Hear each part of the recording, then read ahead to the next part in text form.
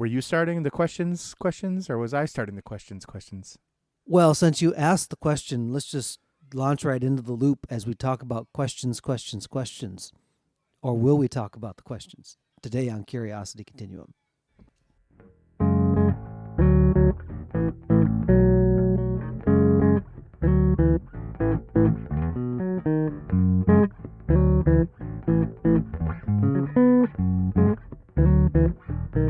Hey everybody, this is Brian. And this is Josh. Welcome to the podcast for Curiosity Continuum. Curiosity Continuum is an industry innovating, non-traditional company passionate about growing wisdom in the next generation. We are the essential bridge between the analog and digital worlds by building collaborative communities that unleash the power of adaptive expertise and innovation needed to thrive in the 21st century. We combine and mix essential elements needed to empower people to succeed in new ways, not possible outside of a creative, thoughtful, diverse community of fellow curious people. Follow us on your favorite podcast app to receive notifications of new content. If you like what you hear and want to dive deeper, visit us at curiositycontinuum.com. Thanks for tuning in. Let's start the conversation. All right, Brian. So you had this idea. We were talking about episodes, and Brian's like, let's do the art of the question. I'm like, we already did that. He's like, well, let's do this. I go, we already did that. And I said, let's just call it questions, and kind of like talk about questions, because it's something that every person has, right? Yeah. Some people also don't know how to form their questions well. And look, folks, if you think that everybody is just born a good question asker, no, it ain't true. If you think for a minute that anybody's born a good question asker, the answer is no. And it's really because you have to start understanding when you ask a question, like what's going to extract a good answer. And sometimes you don't know. And you shouldn't be afraid to fail at your question asking. Our teachers always said there's no dumb questions. Well, I think there are probably dumb questions. I always think about it like, I like to look at it from like a kid's perspective. Like when you're a kid, you always ask why. But when you get older, you kind of like are like, pardon the pun, Brian, but shunned from saying that. Because jeez, Josh, you went there. I know, but you know what I mean? Like, no one wants to hear that. Like, you don't want to say why, but sometimes that's the question, the simplest question. Right. Well, it's something where when you're little, you don't have any kind of pride, right, of position. It's like, well, I must maintain my illusion of knowing everything, and therefore, you don't have that. But as adults, you do. There's some reputation or other script that runs in your mind to go, I may just ask that quietly later, or I think I'm okay. It's okay to be curious. Yeah. I mean, that's the whole point of this podcast, right? Is to ask. Well, yeah, it is the question, but it's also a statement of fact. I mean, this is the point of the podcast, was to ask questions, because questions are the basis of knowledge, which I'm going to be kind of profound here. Like, as you learn more, you start gaining wisdom, because it's like the difference between what you know and what you experience. And so if you don't experience something, you really can't know about it, right? So that's why you ask the question, because you're asking somebody with experience what happens. Now, when you're really young, a lot of times you wouldn't believe somebody if they said, no, that's going to hurt you, or that's going to, you're going to do, and you do it anyway. Or like your parents told you, don't go over there. And then the first thing you do with your friends is you go over there where you're not supposed to go. Right. Part of that is being a kid and like testing boundaries and like understanding what's good, what's bad. And hopefully you don't like expire over this and you don't actually like die. You learn something, you gain experience. And in turn, that knowledge is like, you're getting wise. Everybody's like, you're really wise. No, it's just that, like, I always love listening to older people, and we've talked, because they ask questions, but then they tell you things, and you're like, you better listen, because they've done a lot of stuff, and they've like seen the bad part of it. So they've asked the question in their mind, maybe not like out loud, and they actually experienced it. And so that's the basis of it. So when we talk about contextual awareness and all that stuff that we do normally on the podcast, what happens is the question challenges that framework, or maybe it sets the framework. Correct. So for example, like, why does it have to be this way? It's an open question. So more than like yes or no questions, what we're really talking about is part of the point of CC, actually, why we talk about contextual awareness, is to challenge your frameworks or to almost reframe something so you have different understanding. And a question's really good at that. Not like a yes or no question, but something that actually opens up your mind. There is no path at that point for like a kind of like a rote answer. Yeah, that's right, because of this. Yes. Or I think everybody's got that arsenal of things that they say because they really don't want to give an answer that they have to think about. And that's a good kind of thing, Brian, because in our society, right? Like, we're supposed to have an answer to things. And if we don't know the answer, everybody has like their like pat things you do, like, oh, not right now. Or let's revisit this. Let's circle back around. Which means like, I don't want to talk about it right now. Yeah. Sometimes it's because you legitimately don't know and you're okay to say that. One of the things that I think about, like with Google or any major search engine and stuff like that, is it's trying to give you an answer, right? And so it's like, well, there's the answer. Now I know it. It's like, but why is that the answer? Like there's underlying framework of stuff where you've backed into things where you've assumed all these other things to be true. Yes. And if you're really honestly curious, you're okay to kind of kick the foundation. Yep. And if the foundation moves, then it's like, okay, so was that as stable or reliable as I initially thought? And it's like, well, what that does is it makes you uncomfortable, possibly, because you realize that maybe the constructs by which you understood the world could be wrong. Yeah. Yeah. I'll just pull it back to real practical things too. So as I've had the course of time been with my counselor and talking about how people adapt and hear things, right? Sure. So like when you're young, there's these adaptations where you learn how to stay attached to your family of origin. And she goes, a lot of times when people come to see me, what that means is that there's some of their adaptations which were maladapted kind of come out. And so you have to rework how you process those things. So I've practiced this in my own marriage. I've said, I heard you say this. My wife says, that's not what I said at all. Now, I know my ears are good. I know that my brain works fine. But there was something in whatever topic it was, when she said it to me, I understood it differently. And I'm like, oh, okay. If you say that, let me go back and recalibrate how I heard that, because that changes my reaction to it. I say all that because sometimes we don't know what somebody's actually saying is because we've set something on autopilot quickly. Sure. And we may be the thing that needs to be recalibrated. And an incoming question forces you to evaluate that. And that was really part of CC's like our mission, right? Was to give a question that would want to ask more questions and want to make you more curious about the topic. So like Brian gave the idea, like if you were asking questions and you had maybe processed it differently.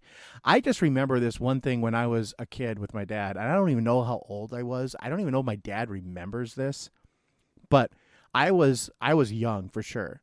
And we were talking about something. We were at my grandma's house, I think, and we were talking about something, and I asked my dad, well, why is it like that? And he was explaining it to me because I was first of all, I was the oldest of three, but he was used to explaining stuff to me because I was always very curious anyway, like kids are anyway. And then I said, well, why is it like that? And he was explaining it to me, and I said, well, why is that like that? I did it like 4 or 5 times, and I remember my dad, I can see the frustration in his head as I was saying, well, why, Dad? Because I'm at that point in my life where like my dad knows everything. And so I'm like, why? And then he just eventually got to the point, he's like, Josh, just because it is. Yeah. And I think, honestly, that was like the foundation of my like, oh, not everybody knows everything. Right. And it actually opened up a big world to me to where I'm like, okay, how do I ask questions and find out? So I went to my grandpa and I said, oh, Grandpa, why is that like that? And he didn't know even what I was talking about, But then I started getting the curious kind of like strain it. And I think when you get that curious like bug, like you want to know things, you start to reframe those questions in your mind differently. So the next time you ask them, you're not forcing people into a path it's maybe uncomfortable, but it's not unknowable for them. And you become very adept at knowing the people you're talking to and what they can answer and framing questions so that they can answer them. And it's a skill. Mm-hmm. It really is a skill. And it's like Brian alluded to, it's something that he's had to kind of relearn certain ways to ask certain questions to certain people, or like in certain ways. That is kind of like how you have to do it. You have to kind of say like, okay, I'm hearing it this way. Is this really what this is? And reframe questions like in a different way.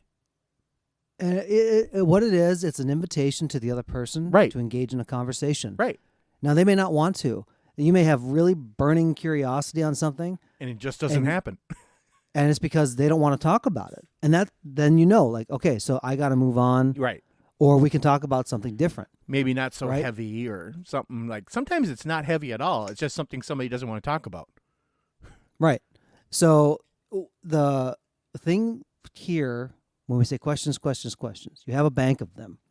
Now, the second component of this, which Josh just mentioned, I guess there's third components and stuff like that too. How are you wording it so that the other person understands it correctly? Sometimes you don't have the benefit, like you just met somebody, like how the question is going to land. So you kind of take a general approach. You just ask. ask. You're going to use language. Yeah. Yeah. And you're using language that they understand, that everybody can understand. So, if you get really deep into a topic, you're going to have terminology. You're going to have a glossary of terms understood by people in that space because they're all over the place. But when you don't know, part of a question you could be specific, but you're using plain language. And that's important. Until you find out kind of where that person speaks, then you can start to dial in the questions more. So the key thing is that you're making sure you're not just using jargon that you understand. You're meeting that person with the question. Otherwise, they're not even going to understand what you're asking. You're going to have to explain it. And that's okay too. Sometimes you have to explain the motive behind the question. Everybody has been asked a question of like, so what do you think about blah? And it's like, okay, so you basically told me what I need to think about this question. Like, and you're little, how do you feel about when you hit Johnny? It's like, yeah. Well, the answer's bad, but is this a question? Are you telling me? Yeah. How do you feel about it? Like, yeah. When you corporally punish somebody, it's like, I shouldn't do that. Yeah. But when besides those instances, when you really are being asked in a true heart, so being the question asker, I think is important for you to check your motives as well. And it's also important if you are the person being asked the question to kind of like just understand maybe what is this person's motivation for asking. Are they genuinely curious? Sure. And you can tell that pretty quick usually. Right. But sometimes too, like if it's a text message, like you can't tell that always. Right. Unless like there's this stuff going on. Sometimes Josh even asks me a question and I'm like, where did that come from? But I know him long enough where I know like he's not trying to get me or he's trying to like stick it to me or something like that. Yeah. So the question then around that is like, do you trust the person that's asking the question? I just screenshot those, Brian, and then I'm saving them for when we become famous. So I can be like, oh yeah, that's what he said here, guys. Coming soon to a Reddit near you. But that is true too. Cause I had not a friend, but a work colleague that told me that actually I'm very cautious what I put over text because that could be used against me. Now, a lot of like what Brian and I are talking with questions is I really feel it's a conversational thing and it's conversational 1-to-1 or on Zoom or something. It's not text. However, we have to be in the modern age. That's going to happen a lot. And so like Brian said, use the context of he knows me for so long now that it's like, I'm not trying to get Brian or I'm not trying to like put him in a corner or something. I'm like genuinely asking like, why, what do you do here? And usually it's because I've come up to this idea, this thing is happening to me, or I can see it happening to me. And I'm like, okay, what do I do here?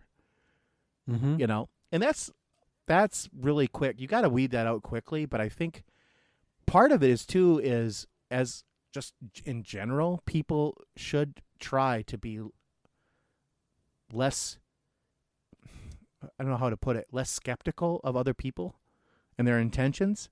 But the problem, like a leading benefit of the doubt. you have to. I mean, to some extent. I mean, obviously, you're not going to want to put something out there that's going to ruin your life. Right. Well, if it's an honest question. If it's an honest question, then it's different.